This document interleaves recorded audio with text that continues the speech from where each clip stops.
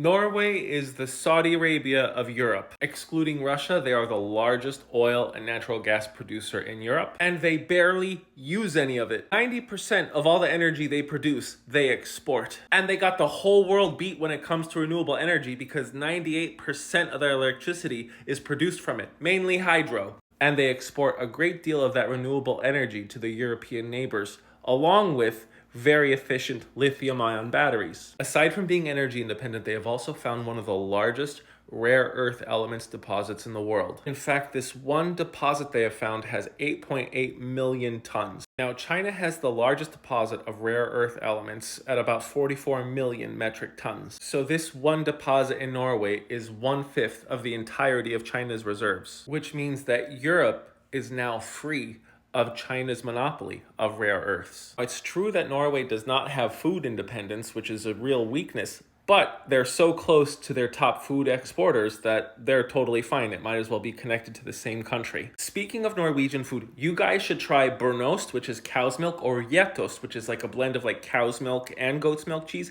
It tastes almost like caramel. I would put it on a graham cracker and have some coffee with it. Mwah. But if you zoom out, it does look like that Norway is one of the most economically sound countries. But they also play a crucial role in keeping the rest of Europe independent from Russian energy. Because while Western Europe was so short-sighted and weak to rely on Russia for their energy needs, Norway decided to build inward. Speaking of Russia, Norway joined NATO in 1949. Before Finland and Sweden, Norway was the guardian of the Baltic Sea. While Norway does have a small population, their entire country can mobilize if they need to, because everyone, including women, since 2015 have had to go into the military once they turn 18. Before that, it was just men. They have one of the best forces for Arctic and cold weather operations. They developed the Joint Strike Missile, also known as the JSM, which attaches to the F-35. And they have one of the top 5 most elite military units in all of Europe called Norsoff. Part of me wonders if Roald Amundsen was actually in Norsoff just because of the crazy stories I've heard about him.